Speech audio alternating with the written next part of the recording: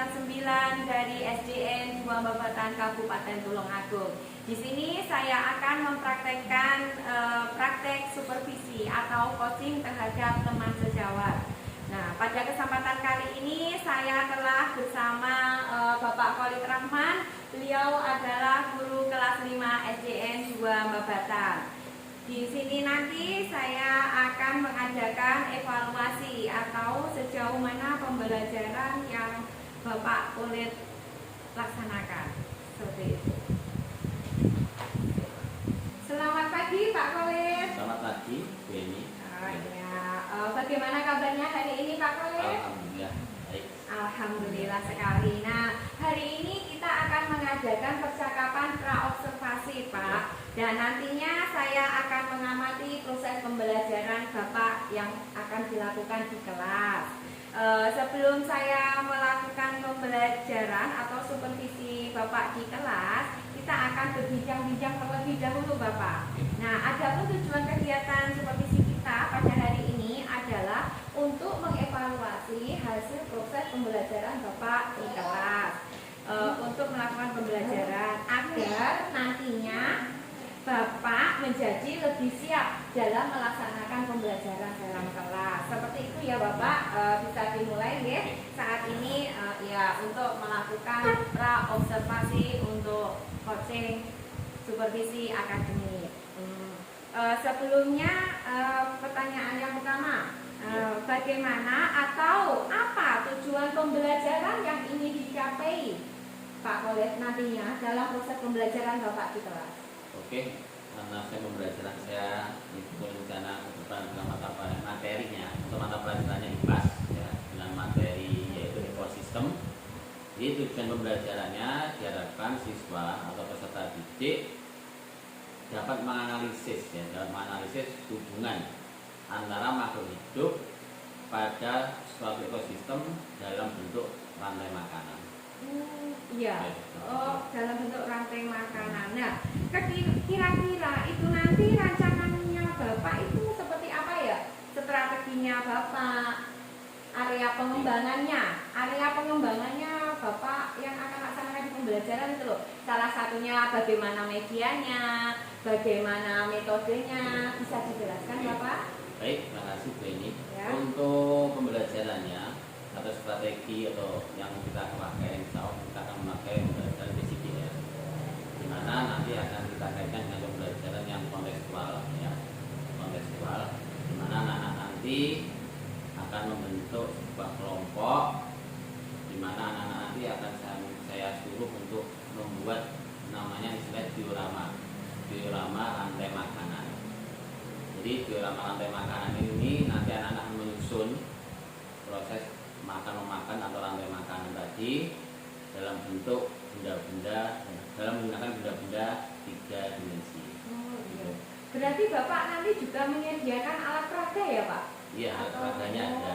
Bapak menggunakan teknologi atau apa gitu? Alat peraga kita pakai seperti proyektor, atau mungkin itu pakai media 2 dimensi digambar.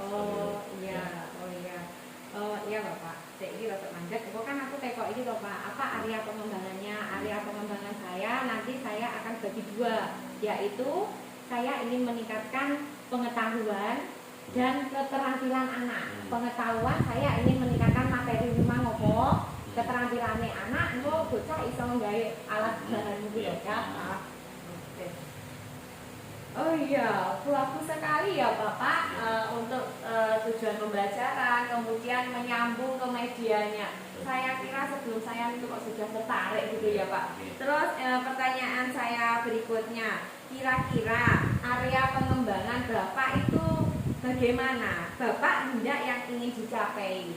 Jadi yang kita ingin capai yaitu areanya meningkatkan pengetahuan, jadi pengetahuan siswa khususnya tentang konsep dasar tentang rantai makanan. Ya. Jadi anak harus tahu dulu konsepnya seperti apa. Ya, baru setelah itu kita meningkatkan keterampilan. Jadi konsepnya sudah tahu, kemudian kita aplikasikan dengan meningkatkan keterampilan itu membuat tadi diorama tadi seperti itu. Jadi kita wujudkan lah seperti itu dalam bentuk benda-benda 3 dimensi. Iya, iya, iya, benar sekali Bapak. Kalau anak-anak itu kalau hanya menggeranjang gitu kan kayaknya Iya, susah. betul, iya. Nanti kalau Bapak sudah ada angan-angan atau itu mungkin anak lebih nyata Betul, iya, dan betul lebih iya.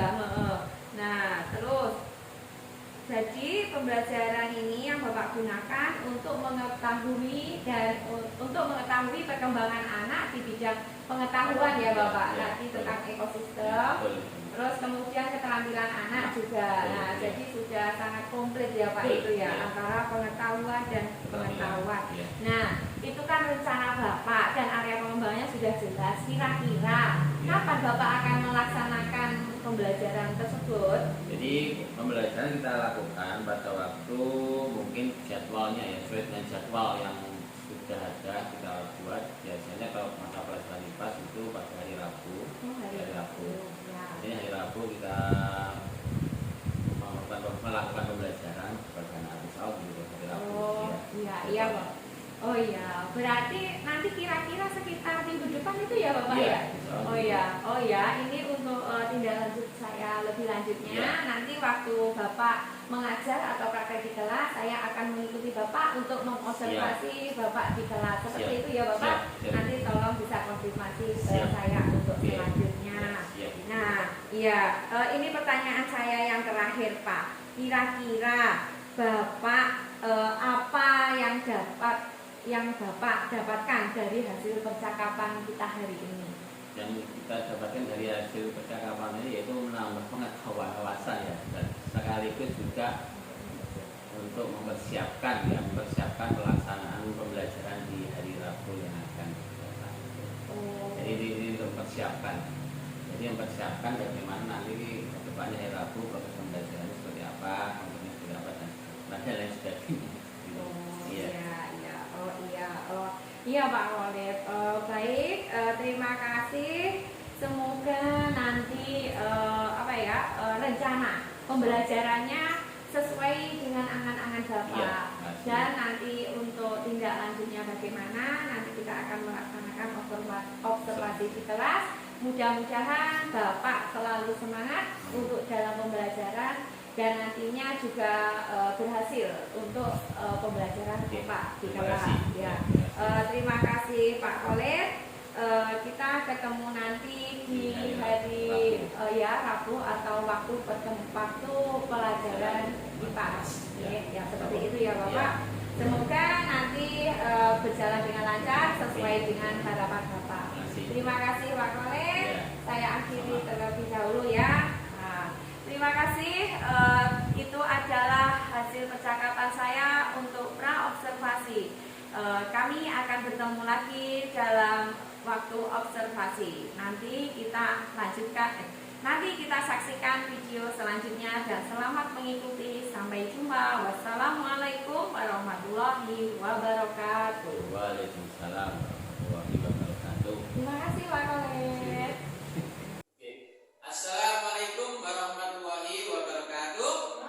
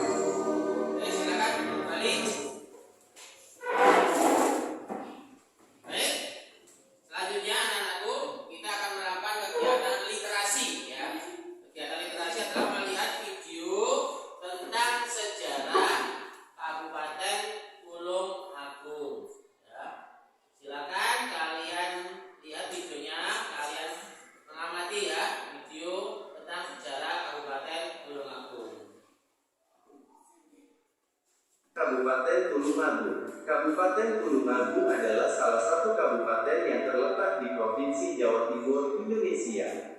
Pusat pemerintahan Kabupaten Tulungagung berada di Kecamatan Tulungagung. Tulungagung terkenal sebagai satu dari beberapa daerah penghasil marmer terbesar di Indonesia dan terletak 154 km barat daya kota Surabaya, ibu kota Provinsi Jawa Timur. Ada dua versi cerita dalam penamaan nama Kabupaten Tulungagung. Versi pertama adalah nama Tulungagung, dipercaya berasal dari kata pitulungan agung, pertolongan yang agung. Nama ini berasal dari peristiwa saat seorang pemuda dari Gunung Wilis bernama Joko baru mengeringkan sumber air di Ngrowo, Kabupaten Tulungagung tempo dulu, dengan menyumbat semua sumber air tersebut dengan lidi dari sebuah pohon eno atau aren. Joko baru dipisahkan sebagai seorang pemuda yang dikutuk menjadi ular oleh ayahnya. Orang sekitar kerap menyebutnya dengan Baru Klinting. Ayahnya mengatakan bahwa untuk kembali menjadi manusia sejati, Joko baru harus mampu melingkarkan tubuhnya di Gunung Wilis. Namun, malah menimpanya karena tubuhnya hanya kurang sejengkal untuk dapat benar-benar melingkar sempurna. Alhasil Joko baru menjulurkan lidahnya. Di saat yang bersamaan, ayah Joko baru memotong lidahnya. Secara ajaib, lidah tersebut berubah menjadi tombak sakti yang hingga saat ini dipercaya sebagai gaman atau senjata sakti. Tombak ini masih disimpan dan dirawat hingga saat ini oleh masyarakat sekitar. Sedangkan, versi kedua nama Tulungagung berasal dua kata, tulun dan agung. Tulun artinya sumber yang besar, sedangkan agung artinya besar. Dalam pengertian berbahasa Jawa tersebut, Tulungagung adalah daerah yang memiliki sumber air yang besar. Sebelum dibangunnya bendungan Niyama di Tulungagung Selatan oleh pendudukan tentara Jepang, di mana-mana di daerah Tulungagung hanya ada sumber air saja. Pada masa lalu, karena terlalu banyaknya sumber air di sana, setiap kawasan banyak yang tergenang air, baik musim kemarau maupun musim hujan. Dugaan yang paling kuat mengenai etimologi nama kabupaten ini adalah versi kedua. Penamaan nama ini dimulai ketika ibu kota Tulungagung mulai pindah ke tempat sekarang ini. Sebelumnya ibu kota Tulungagung bertempat di daerah Kalambret dan diberi nama Kadipaten Ngrowo. Ngrowo juga berarti sumber air. Perpindahan ini terjadi sekitar tahun 1901 Masehi.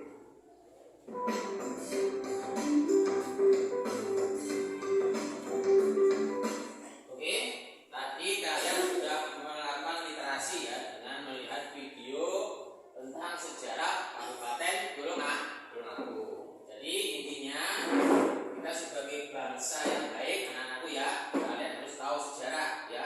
Tidak hanya sejarah di daerah kita, tetapi sejarah yang ada di seluruh Indonesia. Itu ya. Baik anak-anakku semuanya ya, supaya hari ini nampak kalian ternyata lesu ya. Nah, lesu berarti kurang semangat. Kita akan melakukan ice breaking dulu ya. Ice breaking ya, supaya tambah semangat, tambah ya. Coba kita mulai, kita akan melakukan tepuk fokus atau konsentrasi ya. Kita mulai ya dari tepuk 1, tepuk 1, yes, tepuk 2, oke, tepuk 3, semangat, tepuk 4, konsentrasi, tepuk 5, siap belajar. Oke. Baik, anak-anak semuanya saja ya. Sebelum saya memulai kegiatan belajar ya pada hari ini, sedikit motivasi ya kepada kalian. Jadi Bapak akan memberikan motivasi ya.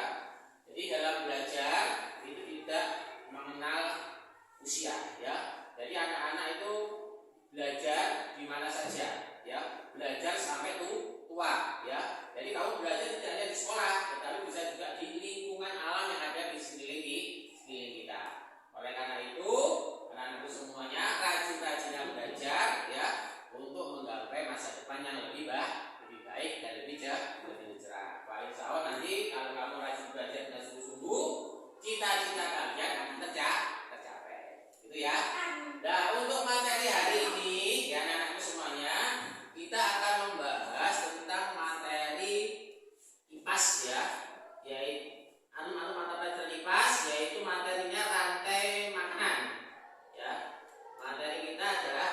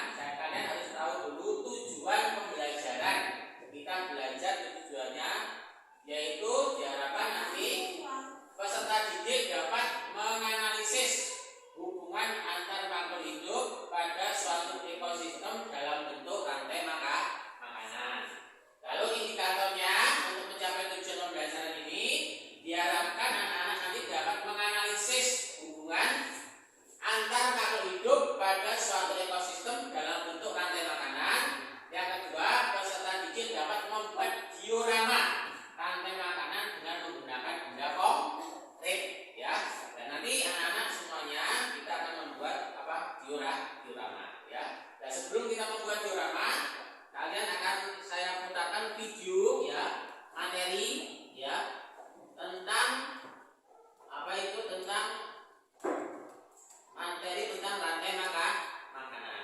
Silakan disimak dulu video ini ya sampai selesai.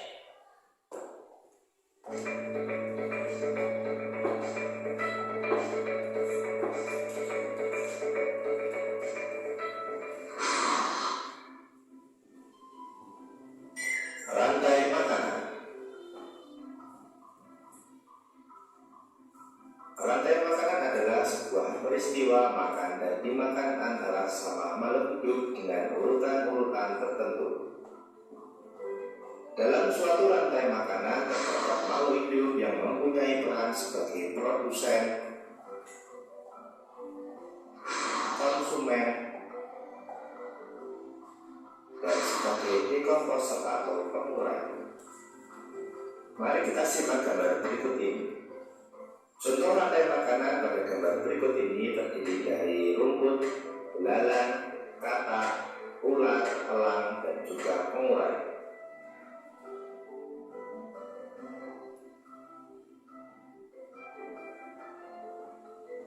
Rumput disebut sebagai produsen. Kemudian rumput akan dimakan oleh belalang yang disebut sebagai konsumen primer atau konsumen tingkat pertama. Selanjutnya belalang akan dimakan oleh katak. Katak disebut sebagai konsumen tingkat 2 atau konsumen sekunder. Kemudian katak akan dimakan oleh ulat. Ulat sebagai konsumen ketiga. Selanjutnya ulat akan dimakan oleh burung elang. Burung elang sebagai konsumen keempat. Dan pada akhirnya elang akan mati dan diuraikan oleh dekomposer, dalam hal ini adalah jamur atau fungi. Kemudian sisa dari elang yang telah diuraikan oleh jamur akan diserap oleh rumput. Rantai makanan menjadi jalur masuk aliran energi bagi makhluk hidup. Energi tersebut berasal dari matahari yang diubah oleh organisme autotrof atau pembuat makanan seperti tumbuhan menjadi energi kimia dalam batang, buah, daun, dan sebagainya. Sementara itu, organisme heterotrof atau tak mampu membuat makanan sendiri memperoleh energi dengan memakan organisme autotrof. Dalam suatu ekosistem umumnya tidak hanya terdiri dari satu rantai makanan, akan tetapi banyak rantai makanan. Dari beberapa rantai makanan inilah disebut dengan jaring-jaring makan. Mari perhatikan gambar berikut ini. Tanaman padi akan dimakan oleh tikus, belalang, dan juga ulat. Sementara itu ulat dan belalang juga memakan tanaman lain.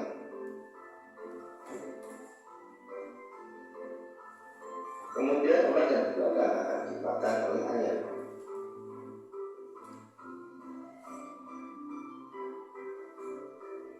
Tikus akan dimakan oleh ular dan burung elang.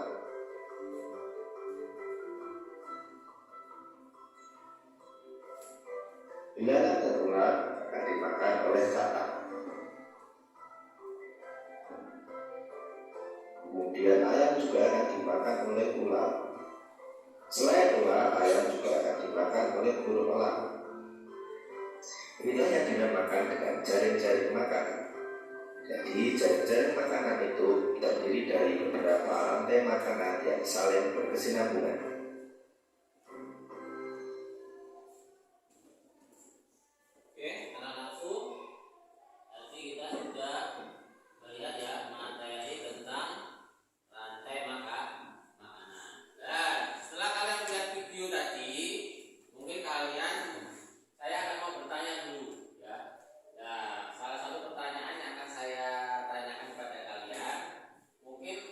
Manfaat rantai makanan itu sendiri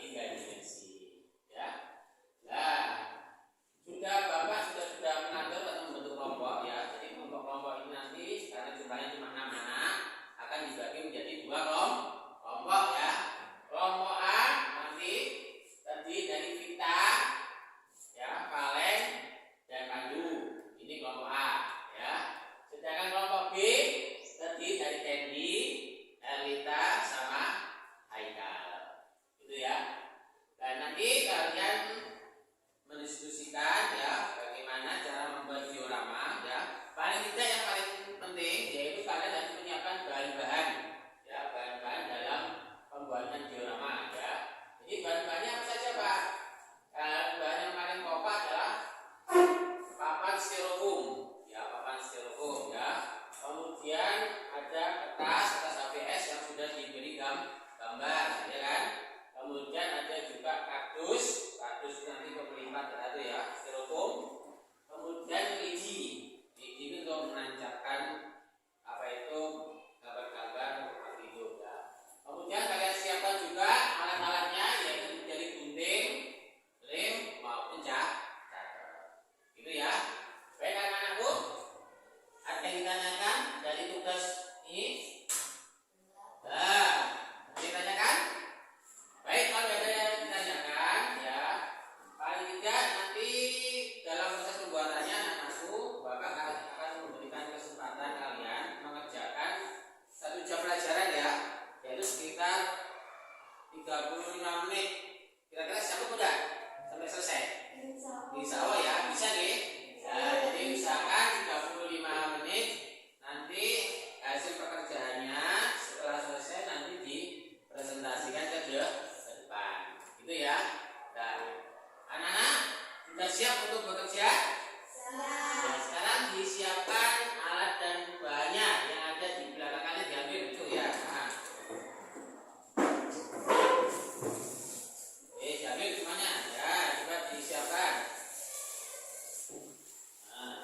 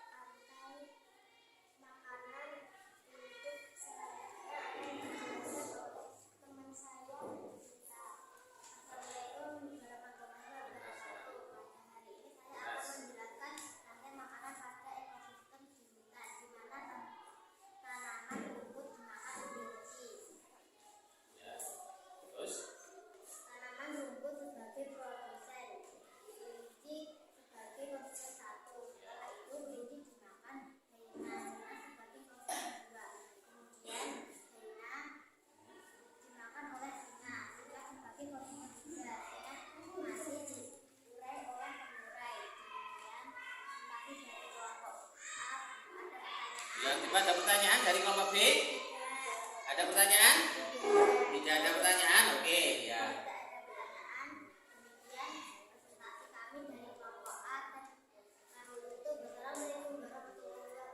Ya, waalaikumsalam. Semangat, semangat. Ya, silakan dulu.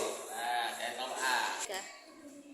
Oke, selanjutnya kelompok B ya untuk mempresentasikan hasil pekerjaannya. Silakan kelompok B Haikal, Erlita, Endi. Silakan maju ke depan. Ya. Oke, silakan Haikal di tengah, Haikal di tengah.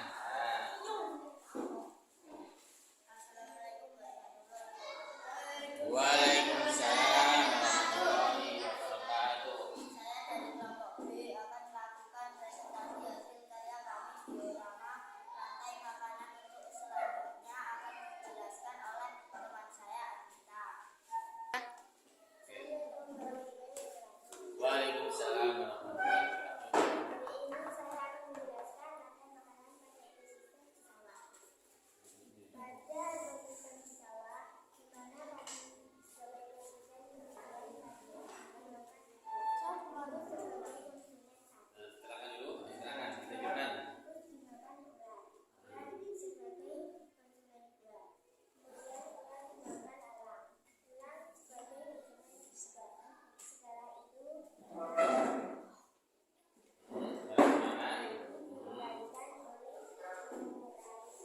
Oke, oke. Ya, oke. Nah, udah ya. Ada yang tanyakan? Ada yang tanyakan? Tidak ada yang tanyakan. Oke, ditutup dulu ya. Demikian. Ya, nah, presentasi.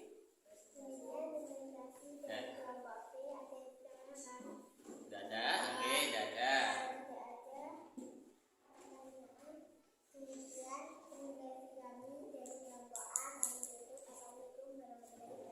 Waalaikumsalam warahmatullahi wabarakatuh. Oke, kasih aplaus ya.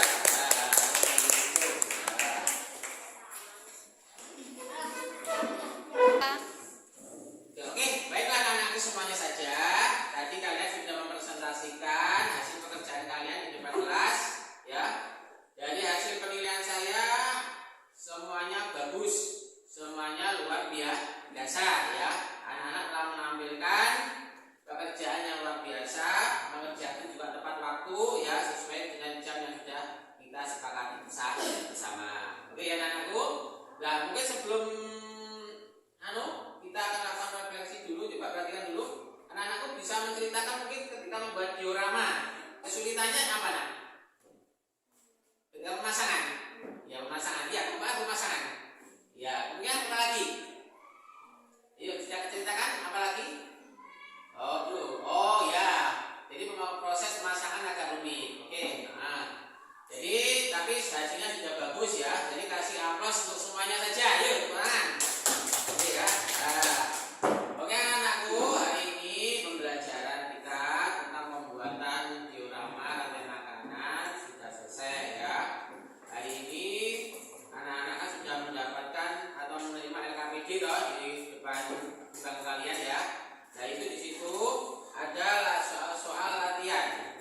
Coba anak-anak kerjakan ya di belakang sendiri di halaman terakhir. Itu ada soal-soal latihan yang harus kalian kerjakan. Ya, di halaman terakhir. Halaman terakhir ada 4 soal. Coba sekarang dikerjakan terlebih dahulu ya. Dikerjakan terlebih dahulu coba.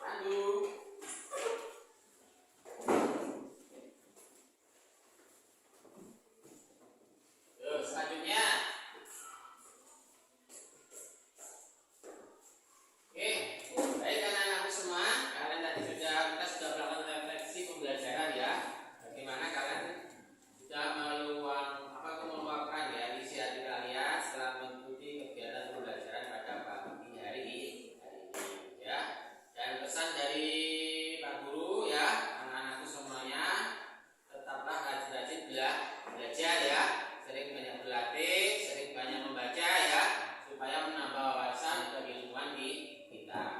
Oke, untuk sebagai penutup pembelajaran silakan berdoa terlebih dahulu. Kalian siapa dulu? Siapa?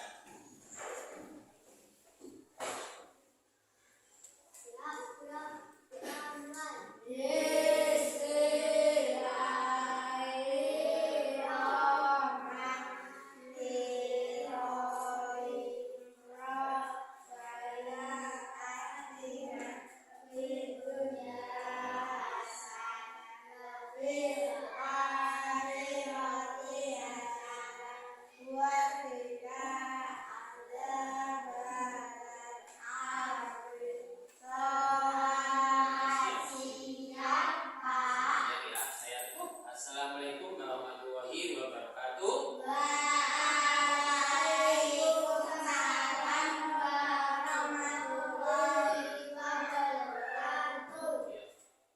Assalamualaikum warahmatullahi wabarakatuh. Di sini saya Eni Indrawati.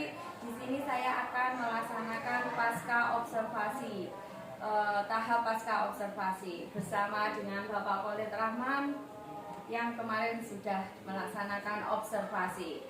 Selamat siang Pak Khalid. Selamat siang Beni. Bagaimana kabarnya Pak Khalid? Alhamdulillah baik. Alhamdulillah. Nah, kemarin kan saya sudah mengobservasi Pak Khalid dalam pembelajaran Pak Khalid. Kira-kira bagaimana kabar? Bagaimana perasaan Pak Khalid setelah melaksanakan kegiatan tersebut, Bapak? Ya senang sekali. Ya, alhamdulillah senang sekali anak-anak bisa menerapkan langsung materi ke dalam dunia nyata. Oh iya. Kemarin anak saya membuat apa itu namanya diorama. Oh iya, iya. Bisakah Bapak ceritakan kembali bagaimana area pengembangan atau yang telah Bapak kembangkan seperti tahap-tahapan atau langkah-langkah dalam proses pembelajaran Pak Khalid? Oke, kemarin yang pertama ada 2 tahap, pengetahuan dan keterampilan. Pengetahuan yaitu kita mengambil materi tentang ekosistem, ya, dan juga rantai makanan. Lalu untuk pengetahuannya kita menggunakan model pembelajaran PJBL atau proyek di mana kita mengaktifkan anak-anak untuk membuat sebuah proyek yang kita gunakan yaitu pada waktu diorama rantai makanan. Oh iya, berarti mengenai tentang diorama rantai makanan gitu Pak ya. Ya. Terus kemudian Pak Khalid menggunakan metode PJBL. Oh iya, sangat bagus sekali ya Pak ya. Kemarin juga lancar ya Pak ya dalam proses pembelajarannya. Nah, lantas menurut Bapak sejauh mana area pengembangan tersebut yang Bapak lakukan? Apakah sudah berhasil atau masih ada kekurangan? Kalau saya lihat kemarin anak-anak ya sudah hanya sekitar 80-90% lah anak-anak sudah berhasil. Cuma ada beberapa anak yang tidak aktif ya, mereka hanya ikut-ikutan temannya. Jadi ada anak yang sudah aktif, mereka mampu yang mengaplikasikan, membuat diorama dan mampu mempresentasikan hasil kerjanya. Tetapi ada beberapa anak yang mungkin ikut-ikutan. Jadi insya Allah 90% sudah berhasil. Iya. Oh iya. Berarti ya Pak ya itu 90% sudah berhasil, iya. Tapi masih ada kekurangannya Iya, anak masih beberapa hanya beberapa anak ya Pak. Oh iya. Kira-kira langkah selanjutnya atau rencana ke depan Pak Khalid apa yang ingin diterapkannya? Ya kita membuat media pembelajaran yang lebih menarik lagi supaya anak-anak itu lebih aktif, efektif, sekaligus anak-anak bisa menerapkan juga dalam kehidupan yang nyata gitu loh. Oh iya, Gitu. berarti intinya mempersiapkan media yang lebih variasi ya, gitu ya Pak ya. Oh iya betul sekali. Nah berarti semoga nanti rencana Bapak lebih lancar lagi. Amin. Dan anak-anak juga semakin tertarik ya Pak Khalid ya. Sebelum saya akhiri, kira-kira kapan rencana Bapak akan mempraktekkan rencana Bapak? Ya 2 atau 3 pekan lagi lah, insya Allah seperti itu.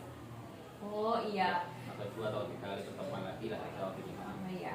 Mudah-mudahan nanti Pak Khalid lebih merencanakan media yang lebih variasi dan anak-anak lebih aktif lagi dan bisa tercapai 100% sesuai harapan Bapak.